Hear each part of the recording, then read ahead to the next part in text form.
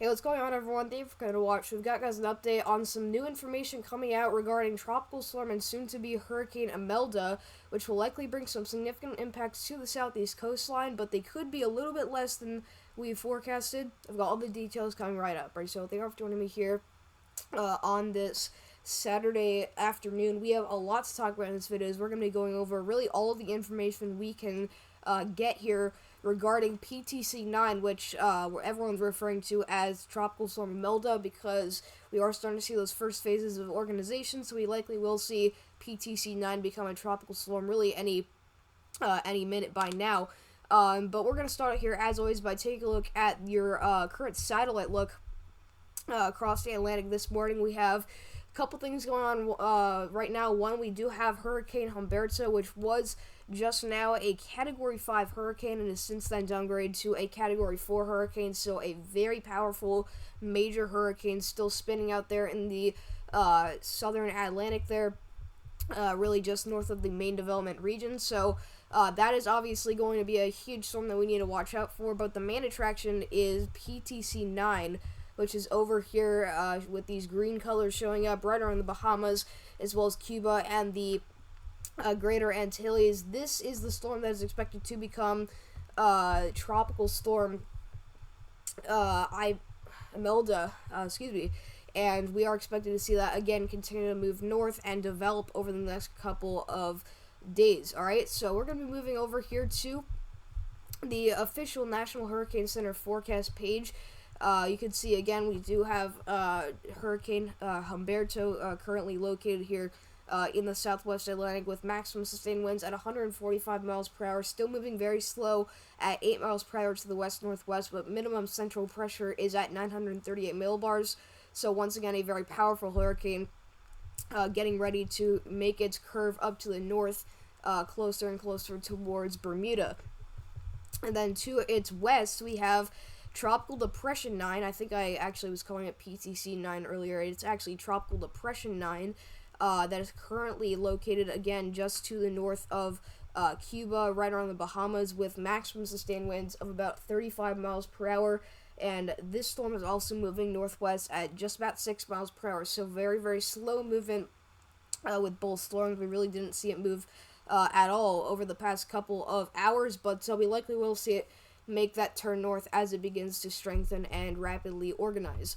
So we zoom things in on Hurricane Humberto, again, Category 4 major Hurricane Humberto on your screen right now. You can see some very deep pockets of convection developing right around that eye, which has cleared out significantly. A beautiful, very large eye there with a very, very violent inner core there and eye wall. So this is a very organized hurricane. You can see very minimal shear, a little bit of shear here on the northeast side, but this is a perfectly symmetrical hurricane, just an absolute thing of beauty. So pretty textbook major hurricane that we got going on here. Again, this will continue to organize and maintain likely Category 4 status over the next couple of days as it continues to make its journey to the northwest.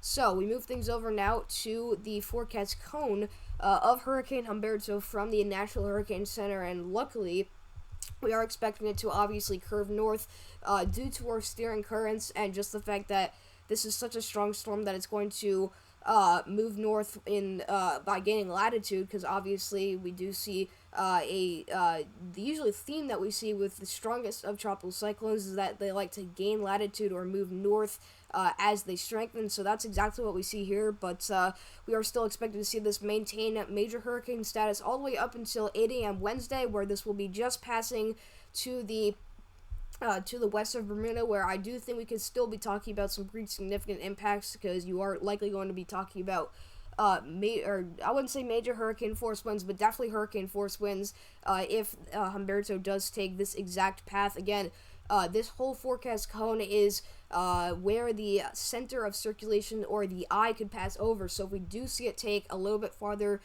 east, like a track towards Bermuda, then we could see more of a direct hit. So Bermuda right now is just on the very edge of the forecast cone. Again, this is not an impact zone kind of forecast cone. This is just where the center of circulation could pass over. So I will say that in this situation, we could be definitely talking about some fairly impactful conditions for Bermuda. and then that'll occur really as we get into Tuesday morning, and eventually into Tuesday night, overnight into Wednesday, and then it'll continue to yank its way out to sea, all the way up towards 8 a.m. Thursday, where it's really going to pick up speed, and at this point it'll be way out into the North Atlantic, and it'll be just bothering the fish out there.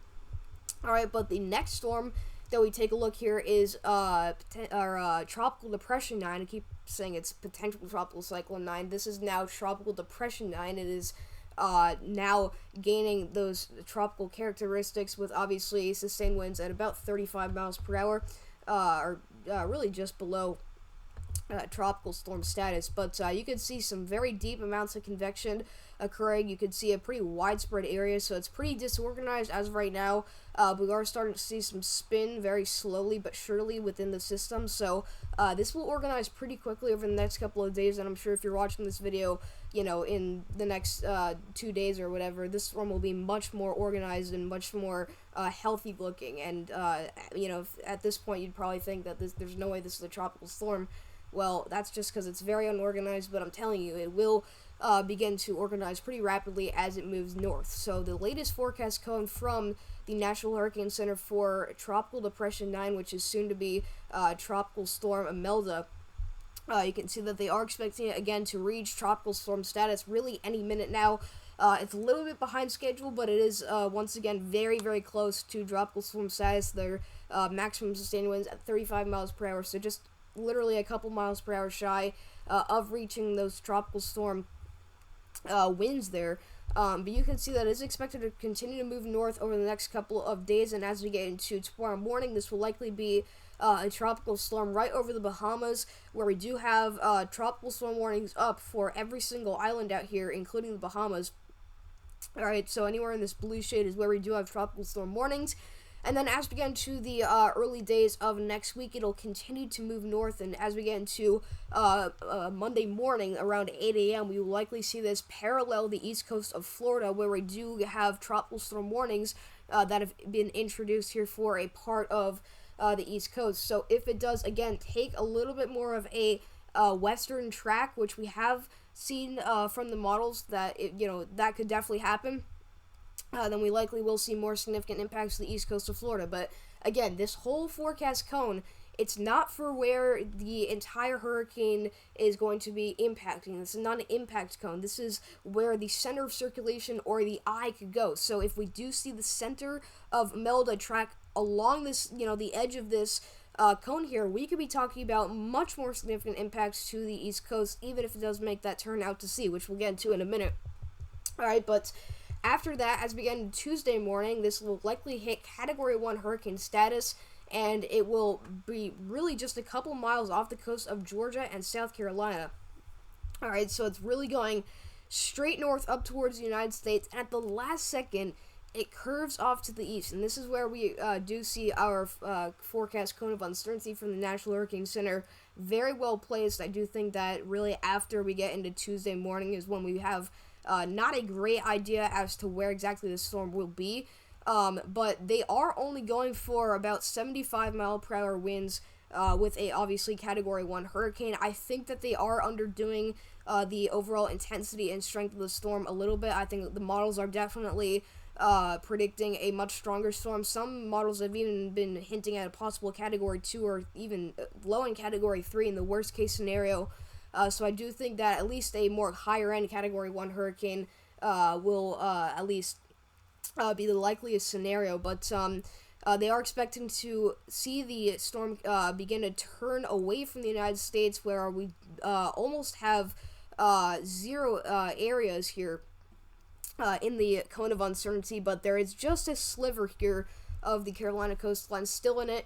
But by Thursday morning, we do, the National Hurricane Center does expect the storm to take a very sharp turn out to sea towards the central Atlantic and away from the southeastern United States. So pretty interesting stuff that we see there. But we move things over now to our model comparison. We're going to be looking at now all of the, really the big five models, all of the operational models that we look at. We're going to be talking about the GFS, the European, the Euro AI, and the Icon, the Canadian. So the Icon also is the German model that we look at sometimes with these events, but we take a look at the latest GFS, and basically what we see here is we see pretty much exactly what's expected from the National Hurricane Center. Again, a pretty rapidly intensifying tropical storm moving up through the Bahamas, dropping very heavy amounts of rainfall.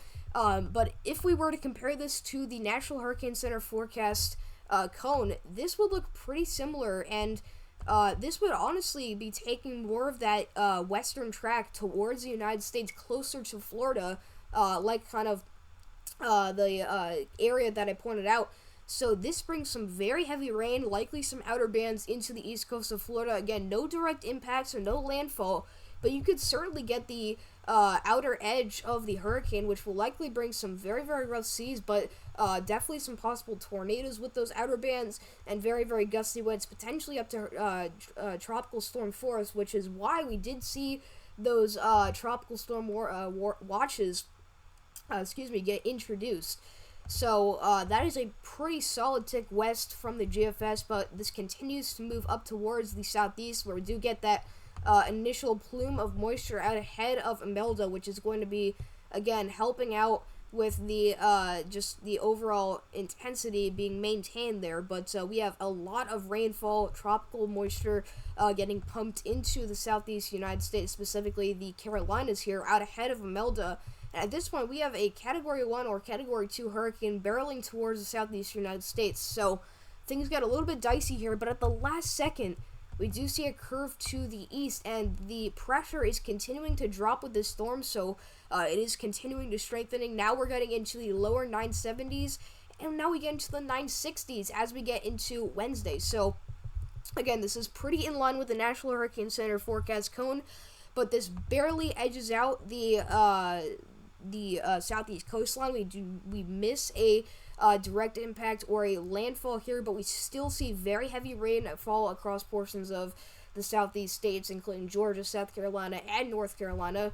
But we would still see those outer bands again bring a tornado threat into the picture before that thing gets completely yanked out to sea by Humberto. And if we change things over to the bigger picture, you can actually see exactly what's happening here. They are perfectly in line, in unison here, and they are kind of working together as if two magnets are getting pulled apart. It's kind of, I don't know if you guys can, have ever pulled two magnets apart, but you get that really strong force in between those two magnets, and they are attracted to each other and want to, come closer.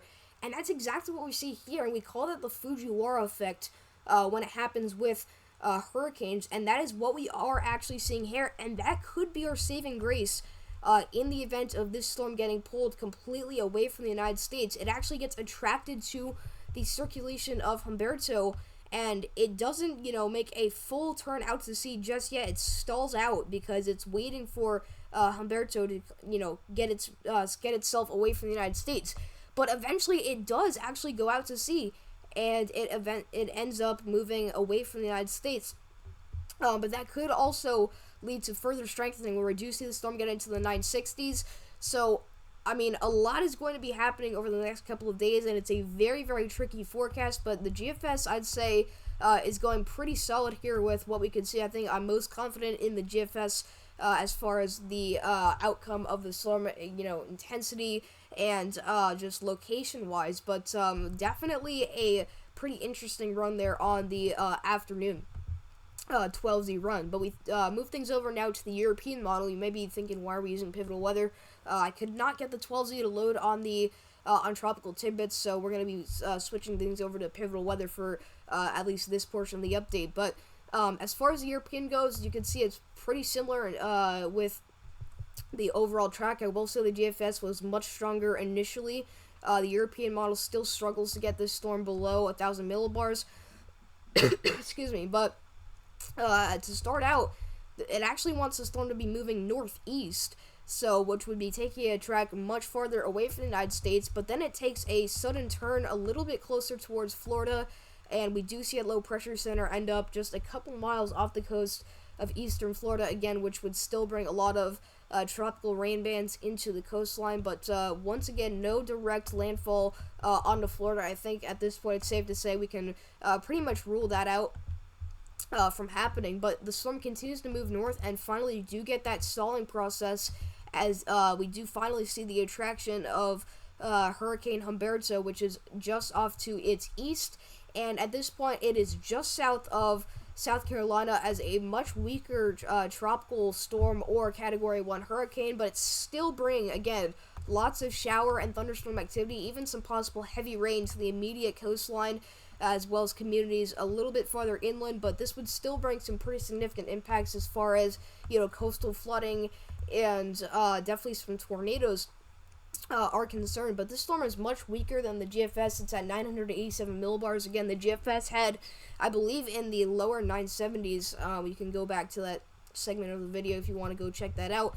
But the storm continues to stall out, and it does allow for Imelda to re-intensify, and we do see it go back down to the 970s here, so more in line with the GFS, but it stays just off the coast of the Carolinas for, at least 24 hours, approaching 48 hours, so we could have a monster tropical system, again, just sitting off the coast of the Carolinas, and if this does take more of that western track instead of going way out to sea, immediately, we could be talking about some significant flooding on I'm talking about the immediate coastline here of the Carolinas, and I do think that flash flooding is still going to be a major concern for these communities, again, even if we don't see a direct landfall, but the European also is a miss here on the landfall with the storm, yet it does bring lots of heavy rain into the Carolina coastline, and it's still a very strong system, but eventually it does kind of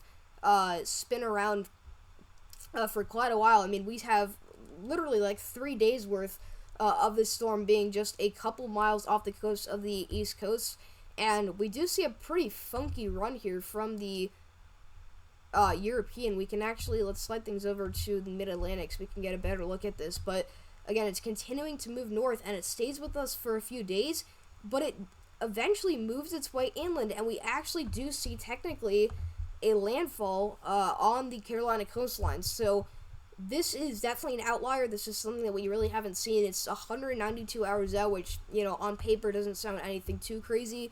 But in this situation with such an uncertain forecast, I mean, this has obviously been a very tricky forecast, but I'm going to tell you right now, this has genuinely been maybe the hardest forecast for me in my 4 years of doing this. I'm coming up on 4 years of weather forecasting. I have never had a storm that's this tricky. There have been a lot of model changes, but this one of the European model does want the storm to rebound and eventually make landfall as a technical tropical storm on the outer banks of North Carolina as we get into the end of next week, which again is pretty far away when you're talking about a forecast that's this confusing.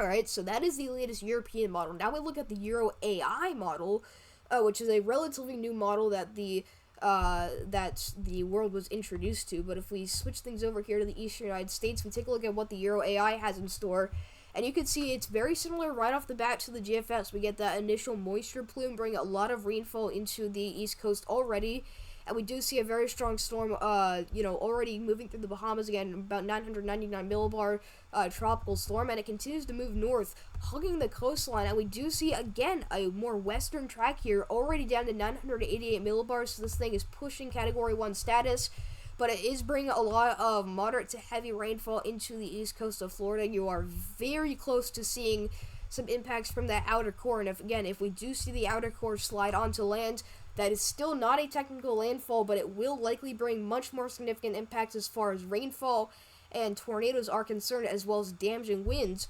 But it continues to push north away from Florida towards the Carolinas as a 980 millibar low.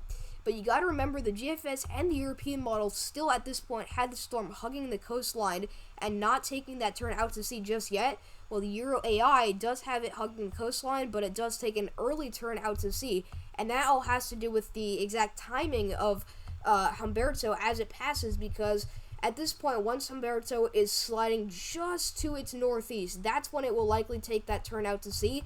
And we do see that happen much earlier on, where we barely get those tropical outer bands to make their way over land, and we get a complete miss from the Carolinas. We only see some rainfall from the initial moisture plume, and barely even get rainfall from the outer bands. So it is a very, very organized and strong hurricane, but it makes that complete turn out to sea. And after that happens, again, we're getting into La La Land, even just 160 hours out, just like what we were looking at on the European model. But a interesting scenario is that if the timing lines up and and Humberto speeds up away from Imelda, you gotta think, just because, Imelda's not going to go right into the United States does not mean that, it could go back towards the U.S.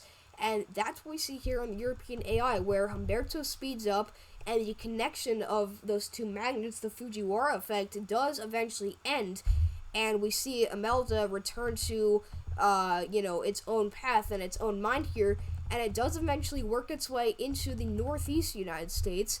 So we're not here to spread false information, we're not here to spread hype, but there is a chance that if the timing comes right and Humberto does speed off to the north away from Imelda, it could eventually make its way back towards the United States, also like what the operational European showed. So there is some slight model agreement there, but again, when you're talking about a forecast this tricky over 130 hours out, you really need to take everything you see with a grain of salt. So this will be a looming question over the next couple of days, is what's going to happen after this stalls out and makes its turn out to sea, as we get into the later days of next week. But now we look at the icon model, or in other words, the German model here, and we take a look at what the icon shows, and I will say this has been an outlier, alright, but it's pretty in line right off the bat with the GFS. I will say, however, excuse me, it is a little bit farther to the east than where the GFS had this. Again, the GFS had this hugging the east coast of Florida. The icon is much different. You almost get absolutely no rainfall at all here on the East Coast. I mean, you get maybe some outer bands, but you can see just that low pressure center is much farther away from the East Coast. And it does eventually move north, bring some heavy rain into portions of the Carolinas. We do see that stall out process as Humberto finally makes his way into the picture. But the icon has a storm eventually moving to the southeast. So again, a lot of the models have this thing stalling out and taking off towards Humberto, which will be moving up to the northwest, so that will bring it away from the U.S. The icon has a much more different situation here, and we do see the storm. It does get, affected by Humberto. It does go through a slight Fujiwara effect, but eventually it takes over and completely turns around and goes back southeast. So, very weird track here from the icon, but the storm gets very, very strong here. The icon is known for overdoing the strength of tropical systems, but it wants this storm to become a major hurricane as it turns around. I mean, this is just a very wacky run here from the icon, and this is a clear outlier, but it does go through a slight Fujiwara effect, and then eventually does actually follow the Humberto in its tracks, but again, that is a very, very weird run from the icon. Still an outlier, but definitely something that we cannot rule out. And we'll actually talk about why this could be a possible scenario in a couple of minutes when we look at the ensemble runs. But we switch things over down to the Canadian, or otherwise known as the CMC, and we look at what the Canadian shows, and it shows a very similar situation as GFS. Again, we're getting into Monday morning, and you can see we still do have a pretty organizing tropical storm here just off the coast of Florida. Again, bring a little bit of rainfall to the East Coast, really where we do have those tropical storm watches. And the center of low pressure continues to move up towards the north into or at least I should say towards the southeast coastline. It does bring some instances of some moderate to heavy rainfall across the outer banks of North Carolina and again the coast of South Carolina, but it also takes a very sharp curve out to sea, and it does not get anywhere close to the southeast in terms of just the overall forecast for the storm. Again, a lot of the models and again the National Hurricane Center bring this extremely close to the Carolinas. The CMC as well as the Icon have this going way out to sea and much farther away from the United States. So that is, again, also another thing that we need to talk about as a possibility, but it does go through the Fujiwara effect and follows Humberto as he speeds off to the north and east. So pretty similar there. with the Icon or the German model, but the last model that we'll look at is the HWRF Hurricane model, and this will give us a zoomed in look on the circulation of Imelda, and you can see this model output does have Imelda passing very close by to the eastern coast of Florida. I mean, look how close it is to these to the outer edge. I mean, or I should say the outer core. I mean, you can see very, very heavy rain just sitting off the coast of Florida. You would get some pretty significant outer bands into Florida producing tornadoes. But this gets very close, bringing likely some heavy rain, some gusty winds, and obviously those outer bands. And then it continues to move north while deepening into likely a Category 1 or Category 2 hurricane, 979 millibars. So pretty in line with the GFS, and it does get all the way up towards the Carolinas, where it actually does dump some very heavy rainfall, and you really get very close to seeing a landfall with this scenario. You get all of the outer core and the outer bands to move onto land here, so again, not a technical landfall, but this is where you're going to get some very strong winds. I mean, along this coastline, if we were to see this exact scenario play out, you would likely see up to hurricane force winds, as well as very heavy, at times torrential rainfall, and obviously those outer bands producing tornadoes, and that happens for a couple hours straight as the storm stalls out, again, right in that position, and then begins to move its way on out, again, a little bit farther to the southeast, kind of like the European and the Canadian. Okay, so that's an interesting run from the HWRF. I will say that's pretty similar to the GFS. All right, but we move things over now to the, I believe this is the GFS ensemble. Yes, this is the GFS ensemble, or the spaghetti plots here, giving us an idea of where all of the ensemble members predict the storm to go. And you can see there is not really a consensus with these ensemble runs. Again, you can see a good amount of them do bring this into the southeast coastline still. A couple of them showing a landfall, but most of them taking this, again, at least towards the southeast coast. But then there's another handful of the ensemble members that do bring this completely out to sea, taking a very sharp turn. So those are two completely different scenarios, again, where we see the storm move north and completely go out to sea, or go dangerously close to the southeast coastline, which all has to do with the timing of Humberto's passage. Or we could see something happen in between, where we do get the storm to kind of just continue to wander off to the north and eventually go towards North Carolina and then out to sea. So that's a pretty interesting ensemble run from the GFS, again, where we're talking about only 120 hours out or so. When you have such disagreement within a model run, also with especially a ensemble run, this, far out, I mean, it's really crazy, and that kind of reflects the idea of this being, again, one of the most difficult forecasts, at least for me, but I think also for a lot of people. I mean, we really don't have a great idea as to what exactly this storm's going to do. But I believe we are actually, again, looking at the GFS ensemble, so let's switch this over quickly to the European ensemble, and we'll pull that up for you. And you can see the European ensemble is also very, very different.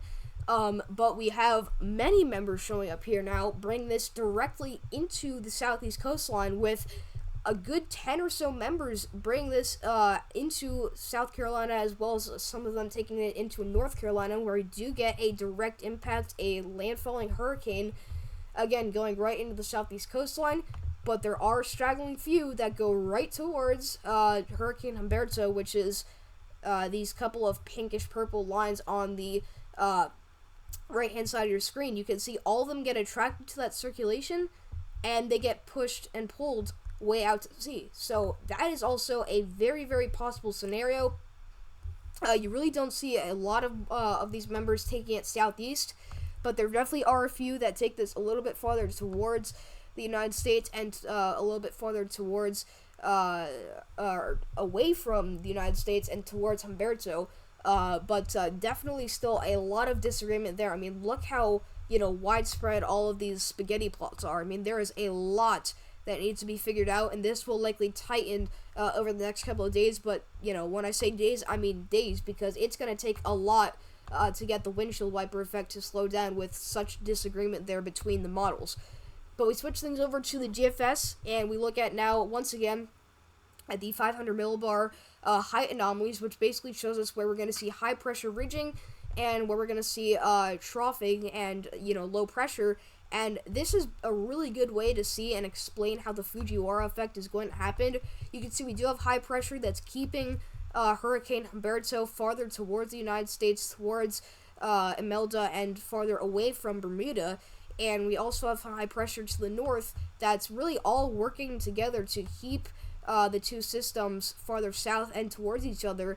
We do see almost a connection there, kind of like imagine like two cells, like not storm cells, but just cells in general, how they kind of, can separate and how the nucleus separates and stuff. That's literally kind of what we see here. It's very, very different in the sense that, you see the storms coming together instead of separating, but it is also the same in some ways where you have two center of circulations that are attracted to one another.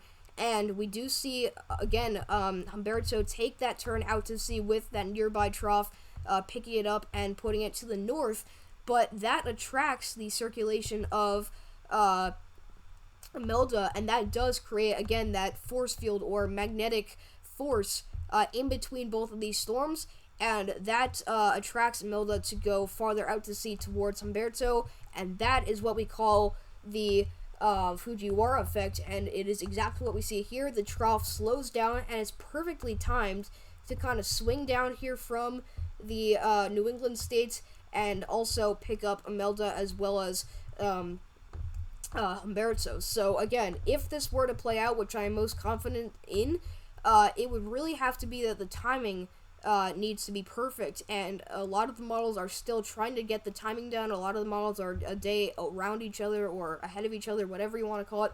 So again, there's a lot to be figured out, and it all comes down to the timing. This will hinder the location and even in some ways the intensity of the storm. But we move things over to the European model, and the European also showing a pretty similar situation where the storm gets close to the United States. You do get that trough ejection with a pretty similar location and timing, although Humberto speeds off to the east a little bit faster than the GFS, which gives less time for the Fujiwara effect to occur and for Imelda to get attracted to that circulation. But you do see the connection of the trough and the circulation of Imelda, and eventually it does get pushed and pulled away from the United States out to sea. But it does take quite a few more days for that to happen, and actually at the end of the run you almost see a disconnection between the trough where it's too late. And I mean, if we do see, again, rebuilding of that high pressure to the north, it could also force Imelda out to sea even without the trough completely pulling it away from the United States. Alright, so for the last part of the update, I do want to look at the 7-day precipitation outlook from the Weather Prediction Center. So this is the latest forecast that they have given us for at least part of the full timeline of the event here. And you can see they're still going for quite a few inches of rainfall for really a lot of inland areas. So from Southern Virginia into a lot of North Carolina, we see a pretty wide signal of 2 to 4 inches. Again, over 3 inches in Raleigh, 3.5 in Charlotte. So this is very specific when we're talking about a storm that's, 100 hours out, but still very hard to forecast. But the the Weather Prediction Center is still going for an area of 8 to 10 inches on the immediate coastline of North Carolina. Still Wilmington, over 8 inches of rain in this scenario. So they're still holding on pretty strong and confident with this storm dropping lots of rain. But you can see even Charleston getting much more rainfall from this storm. Again, 10.2 inches there, all the way up towards Myrtle Beach and Savannah, Georgia. So a pretty wide signal for heavy rainfall. Even inland into South Carolina, still 4 to 6 inches cannot be ruled out if this were to be the exact situation to play out. But we can look at Florida, not going to forget you guys, because obviously that center of circulation is going to be just off the coast. And if we were to see those outer bands and even the outer core move over land, we would still pick up quite a bit of rain. Again, 2 to 4 inches would be the average here for these areas. So Daytona Beach all the way down towards West Palm Beach and Miami is where we could be talking about over an inch of rain potentially from future tropical storm and Hurricane Imelda. Alright, so that's going to wrap the video. I appreciate all of you who could watch. If you haven't already, make sure you hit the like and subscribe button. Alright, I'm going to be posting daily updates on Imelda, and we'll also be doing live hurricane coverage if we do see a more direct impact towards the southeast coast. But especially if you have any questions, feel free to leave me or leave them down in the comment section below. Also, please consider donating to PayPal. Donations are not required, but are highly appreciated. And yeah, that's pretty much it. So thank you all for coming to watch. I'll see you guys in the next video.